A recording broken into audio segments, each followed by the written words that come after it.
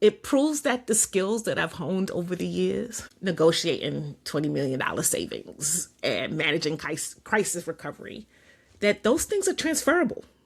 They're valuable assets that belong to me, not just my former employers.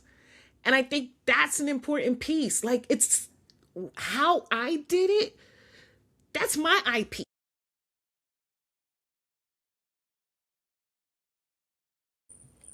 Hello, Tiana, and welcome to our Swagger Spotlight. We love sharing the stories of inspiring superstars who are out there really doing their thing, right, by landing corporate clients. Before we dive in, I'd love to hear a little bit about your background. So many leaders find themselves at a crossroads.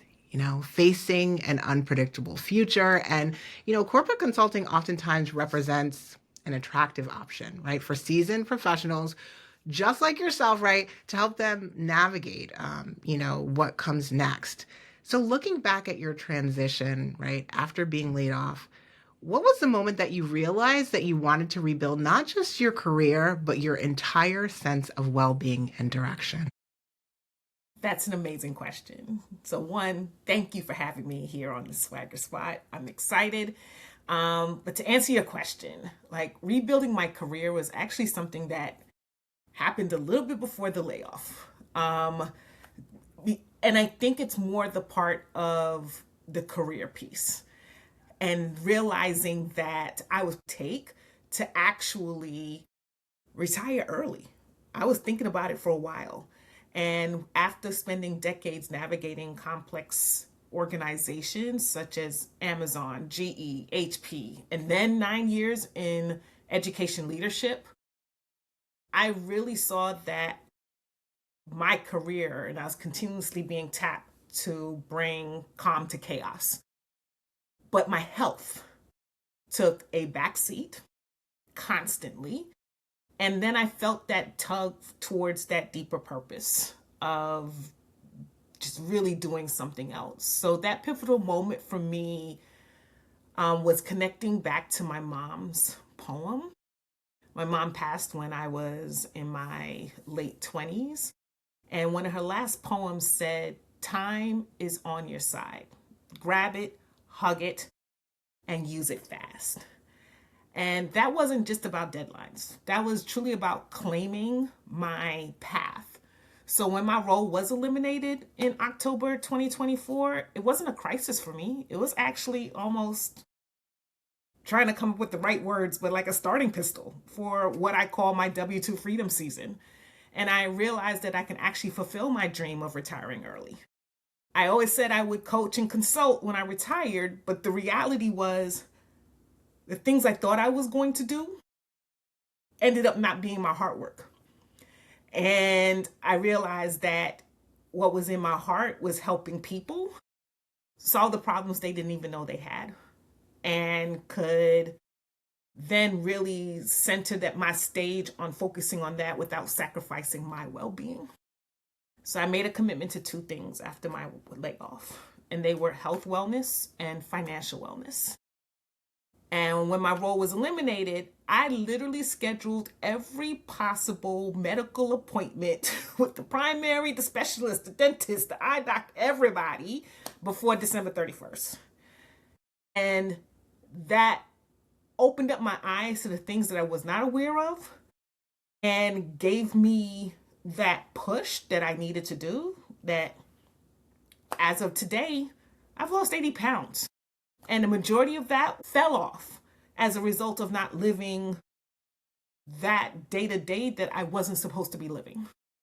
And even though I retired early, that doesn't mean that I can continue spending the way I was before. I was now on a fixed income, and I'm proud to say that. And so my spending had to change. So I looked at my financial wellness. So I went into both areas hardcore and ready to work. And that's what I saw as, at least for me, that redirection and sense of purpose after the layoff. Tiana, those are some heavy hitting brands, right, that you've worked at. And now to launch your own coaching and consulting brand. That's a bit of a shift, right? From being inside of corporations to now advising corporations. If you could kind of rewind the scene to just when you launched your consulting business, what was going on in your world and what inspired you to join us at our B2B Lead Gen Challenge? What inspired me? So what was going on was I went through 7 months of healing and focusing on me actually being here to be able to actually help others. And when I learned about the Lead Gen challenge, I was like, oh, this is a space that I need to get my hands on, because despite my corporate success, I needed to shift from being an extreme giver to a value partner. And the challenge helped me refine my PITCH, my pitch, and specifically that ability to point to the problem and to tailor the talk to the client's specific pain points. So for my most recent contract, which I'm really excited about, it's with a single school charter here in the South, that I got to approach that opportunity with them, not just from a list of services. I was able to position myself as what I call the architect that that they needed in this pivotal growth phase that they're experiencing. And I used the challenges principles to draft my proposal, and I titled it Architecting the Future, right? I offered them a partnership with both, I like to say, the spreadsheet and the soul. Give it a little bit of me, all of me, but by clearly articulating the problem that they had and sharing the strategic partnership, moving away from the weeds, but focusing up here, I was able to close the deal and include not only an executive leadership partnership where I'm coaching one of their leaders, but also building out an enrollment engine blueprint to support their growth as they're growing year by year with new grade levels. Tiana, I mean, it's just so incredible, right? When folks come into our B2B Lead Gen Challenge, we're talking about building your pipeline, right? Conducting outreach. You took it one step further, okay? You said, I'm coming in here and I'm leaving with a contract, right? So congratulations to you for securing a contract and for sealing the corporate deal. We couldn't be more thrilled for your success. And what I'm hearing from you is that it was more than just the offer. It was about the positioning and thinking of yourself, right, in the role of that architect, how you could help those organizations to advance their missions. I'm really curious, right, as you think about your prior background and weaving in those experiences from your work across IT and education, right, and leadership development. What strengths would you say you brought from former roles and identities into how you shape the way that you show up as a corporate consultant? I have to say that my time at Amazon is what taught me that to be data rich doesn't mean people poor. I learned to blend my analytical rigor and deep empathy into just that, my unique thread of what I bring to the table. So I think about when we automated refunds at Amazon. It wasn't just about speed, because that was ultimately what our COO asked for, was like, we need to speed up our refund processes. But it was also about customer delight and their trust in us, right?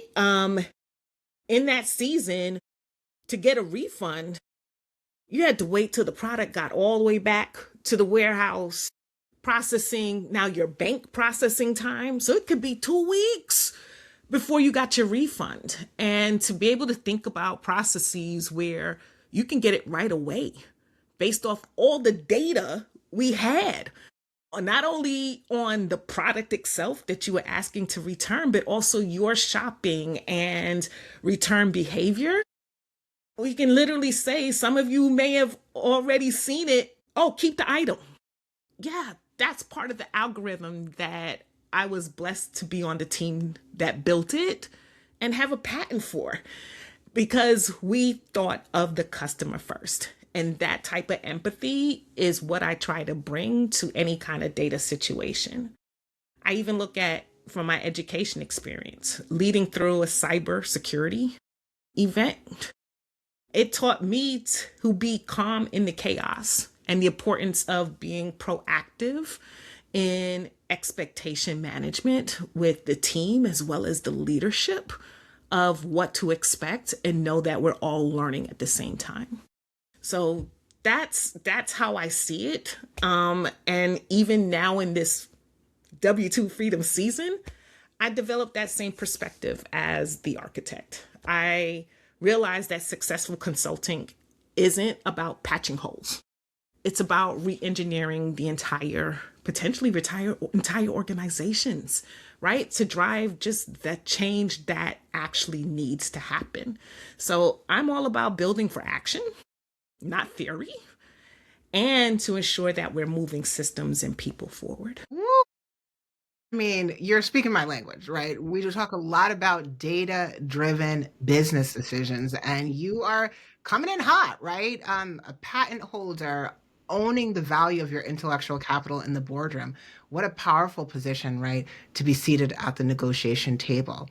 But it's not just all about the numbers, right? It's not just all about the numbers. Sometimes it's those quiet internal shifts. So I'm curious, what was the biggest mindset or strategic shift that allowed you to show up confidently in corporate conversations and ultimately land this contract? It was all about moving from the employee mindset to the CEO mindset, like keeping it simple. Like, I got to run this thing. And I stopped asking for permission and started providing strategic advisory. Like, that's what I'm doing. And I realized that my value wasn't from an hourly basis, but my value brings the complexity to be able to navigate the unknown or the things that other people don't see. That's the value I bring to the table. And I can only do that from that strategic space. So I adopted the freedom of, I don't know. Instead of feeling pressured to know everything and know every answer instantly, it's all about being the investigator, asking bold questions, uncovering the real problems. And that's allowed me to present the proposals that I have. Like the one for the school system that I'm working with the enrollment engine. I didn't just offer the enrollment engine. I offered 3 other solutions because I saw the gaps that the organization currently has. But right now, I gave them a choice. And this is the one they chose because that's what they believe they need most. But it's that insights, those insights, that data analysis, and folks out there, like, it doesn't always have to be dollars and cents or numbers. It's understanding what's actually going on and using that information to provide knowledge to those whom you're working with. So showing up as an advisor whose wisdom leads has allowed me to command the room and now the contract. So that's the shift that I truly had to make. You know, that CEO mindset, right? Shifting from employee to CEO thinking is a game changer in the boardroom, and one that every consultant needs to make. And I know when you're in traditional roles, right, you kind of have your colleagues and coworkers, but then you embark and you launch your own consulting practice, you can feel like you're on an island, right, and very siloed. And part of what I was so thrilled when you left our B2B Lead Gen Challenge and you came back to join us here at Swagger School is that we don't have to go it alone, right? Inside our all-star squad, we have examples, possibility models of CEOs, right, who are out there doing the thing. I'm curious, you know, many consultants often struggle with burnout and, you know, identity loss after major career shifts. What are some of the wellness practices or personal commitments that have helped you reclaim your energy, your clarity, and your confidence in the boardroom? Thank you for this question because this was a big one for me. And I shared a little bit of it earlier. It's really about focusing on my health. Was the only way that I can do it. That's the top thing that helped me reclaim my energy, along with resting. That I'm a firm believer that as a first gen born in the States, like we inherited a no rest lifestyle that has been consistent for as long as we can walk and talk. If it wasn't work, work, work, it was school, school, school, and truly nonstop. Like my first entrepreneurial venture, I was 6 years old. Like I've been doing the work and the school thing for a very long time, and I didn't realize how much pain was in my body for everything that I was carrying over those years. So beyond the rest and the health, I established a no list. I honestly thought all my years of operations, that would be 100% what I was focused on right now. And it was one of the first things to go. Like, yeah, first two projects or contracts that I was blessed to engage in after my layoff. I was like, yeah, I can do it. I can do it. Right. That's the first thing. Oh, yeah, I can do it. But throughout those engagements, I learned that I truly identified, I don't want to do this. And it gave me a freedom to be able to speak that out loud and identify either more optimization tools that gives me energy or to just say no. But that no opened up a field of yeses. Because what I don't want to do is in this freedom season is continue to operate in capacity crisis. Unacceptable. And I know more now than I did before that true freedom isn't accidental. It's architected. And you've got to choose how you're going to operate each and every day. So those were the types of practices for myself and commitments I made to myself to reclaim my energy. Only focus on the things you love. That's a mic drop right there. Okay. And I can totally relate, right? Coming from cultures where if you're sitting still, it's like, what are you doing? You're not working. You're not, what are you doing? And giving yourself permission, right? To choose what to say yes to and what to say no to. I remember being in business school, getting my MBA in a course on negotiation, and they talk about the best alternative to a negotiated agreement. Sometimes it's saying no, right? Yes. And creating space and options for more. So how beautiful to see you in your retirement career, right? Claiming space for projects that actually light you up, right? And saying no to those that drain your soul. Okay. Now, this contract really represents a major milestone for you, both professionally and personally. What does this win symbolize in terms of your resilience, your growth, and your vision for the next chapter? Great question. Power of ownership. It proves that the skills that I've honed over the years, negotiating $20 million savings and managing crisis recovery, that those things are transferable. They're valuable assets that belong to me, not just my former employers. And I think that's an important piece. Like, it's how I did it. That's my IP. And to know that I can own that and be able to use it in what I now call second stage responder, the expert called in the rebuild and the fortify stages of organizations after, that initial fire is out, whatever the circumstances may be. But personally, it confirms that I can build a business that fits the life I want to live rather than fitting my life into a business, right? And it's proof that navigating complexity with strategy, it actually works, not just for my clients, but for my own future.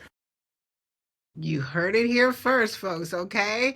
Those ideas, those assets, the intellectual capital, right, that you gained, right, in previous roles, they still hold true to this day. There's no expiration date on those stories and being able to leverage all of that brilliance in the boardroom for future opportunities. So, for consultants who are listening who may be navigating similar periods of uncertainty, what encouragement or practical advice would you offer about rebuilding, staying grounded, and positioning themselves for aligned opportunities?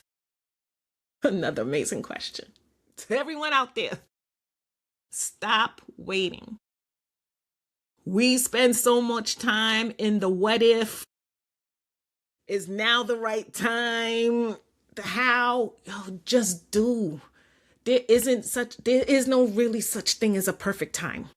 Because if you're not taking action, if you're not doing, then you can't adjust. There's no agility. There's no opportunity for you to learn, adjust, do again, and move forward. You have to make room for imperfect in the process. So I offer to you, define your list. Your is and is not. Define it up front. Be clear about what you deliver and what you don't, what you want to do, what you don't want to do. This is proactive engagement management, no matter how you slice it. And it helps build trust immediately, even for yourself. And remember, you can't do it alone. You said it earlier, like there's power in community. And I just want to double stamp that, triple stamp that. My cohort that I just ended, the biggest piece that I brought to them is what I call a susu, which is we all know susu, those hello West Indian and African communities, susus. But we know it as a means, a financial means. And I brought it to the table and flipped the script on, we can exchange energy. The things that drain me, you're excited to do. Help me to get to that next step. Or you know more about communications and marketing. I know more about process improvement. How can we help one another? And seeing that in action and knowing that a community can be built outside of what you believe your community could look like is real. And have the courage to build a council and a group of people that see you and value you. It makes a difference. And finally, embrace your authenticity. It's you. It's your unique story. And whether you're first gen born and raised in Brooklyn, New York, or a corporate survivor, the power is yours. Use it to architect your career, your future, your business, and move you forward. That's what I give you. Tiana, you are leaving me with goosebumps, okay? Growing up, I remember my mom was in a Susu women's organization, and I very much, when I think about the boardrooms we're creating here at Swagger School, right? It's reminding us that we never have to go it alone, that we can all have a personal board of advisors, right? As we're out there taking things to the next level. So it's been so beautiful to be able to watch you rock your swagger, to be able to own your identity in such an incredible way out there, leading organizations towards a future, right?